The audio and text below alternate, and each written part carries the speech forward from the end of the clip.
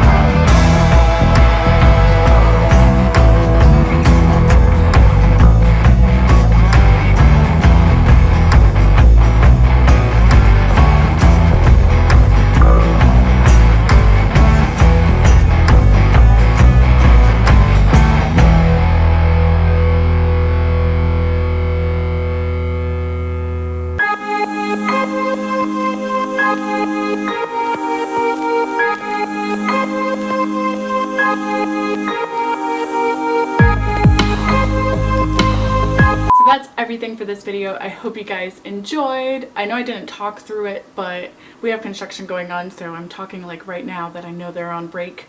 But I just didn't want to chance it, and the stars were aligning, so I just figured I would just do it with just music and then talk real fast for you guys. But I hope you guys enjoyed this makeup look. Hope you guys have a great St. Patrick's Day if you're celebrating or doing anything fun for it. And I'll see you guys in my next tutorial. Love you guys. Bye!